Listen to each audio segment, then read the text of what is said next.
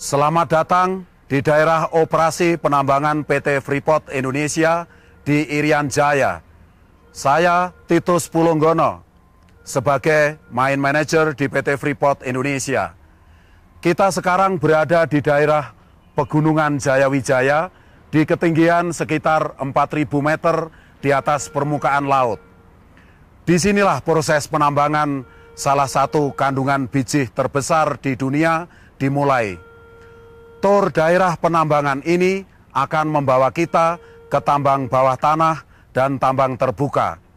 Kita juga akan mengunjungi pabrik pengolah di mana biji ini diolah dan diuji kadarnya.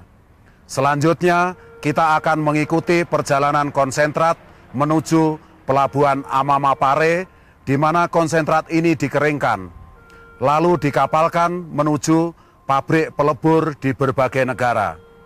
Sepanjang tur ini, Anda akan belajar banyak tentang daerah-daerah operasi penambangan PT Freeport Indonesia. Jika Anda menghendaki, Anda juga dapat kembali ke awal tur. Sekarang, marilah kita mulai perjalanan ini.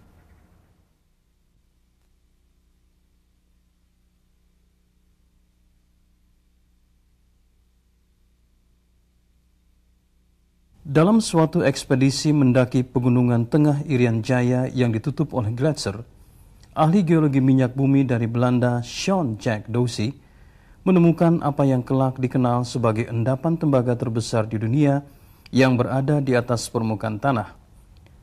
Namun besar sesungguhnya endapan tersebut baru diketahui pada tahun 1960 ketika Kepala Bagian Geologi perusahaan Freeport Sulphur Company, Forbes Wilson, mengadakan ekspedisi ke sana.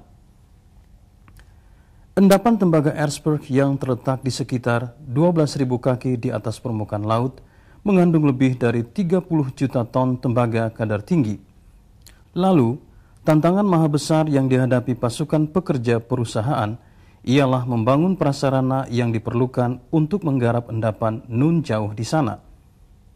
Maka mulailah sebuah tim terdiri atas pereka teknik, pekerja konstruksi, dan karyawan pembantu lainnya mengarungi kawasan yang pantang tembus berupa rawa-rawa hutan bakau dan rimba tropis dataran rendah menuju daerah pegunungan tengah di mana tembok batu menjulang tegak lurus dan ditandai suhu dingin serta diselimuti awan. Di sanalah mereka mulai membanting tulang untuk menyiapkan kawasan yang tak ramah dan jauh itu bagi apa yang menjadi pengoperasian tambang yang paling sulit di dunia.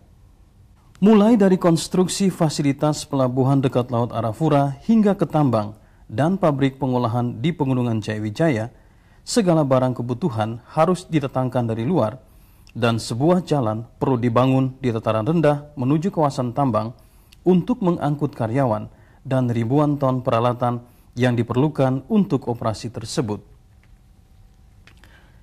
Pada titik mil 68 dibangun sebuah kota, Tembagapura, yang didiami oleh para karyawan dan keluarga mereka dan menjadi pusat komando bagi pengoperasian yang bagaikan bayi yang baru lahir. Pada tahun 1972, rampunglah semua pekerjaan pembangunan pabrik dan fasilitas lainnya untuk memulai penambangan. Dalam bulan Desember tahun tersebut, terjadilah pengapalan perdana konsentrat tembaga dari pelabuhan Amamapare. Dan ketika Presiden Soeharto pada tahun 1973 mengadakan kunjungan ke daerah tersebut guna meresmikan pengoperasian Erzberg, ia memproklamasikannya sebagai perintis penanaman modal asing di Indonesia. Ketika Erzberg mendekati akhir usianya, usaha eksplorasi dipusatkan pada pencarian endapan lainnya demi melanjutkan operasi penambangan.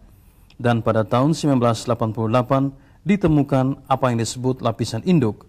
Dengan ditemukannya Grasberg serta endapan-endapan bawah tanah lainnya, Freeport meningkatkan kegiatan operasinya yang mencakup suatu pusat penduduk dan perniagaan baru di dataran rendah.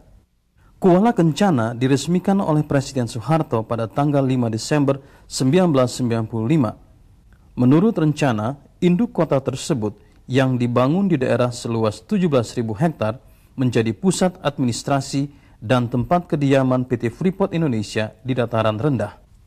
Kuala Kencana mencakup kawasan industri ringan, rumah kediaman, pusat perbelanjaan, fasilitas ibadah dan kesehatan, aneka ragam fasilitas rekreasi, termasuk padang golf 18 hole yang bertaraf internasional dan direncanakan akan menjadi katalisator pembangunan ekonomi di Provinsi Irian Jaya.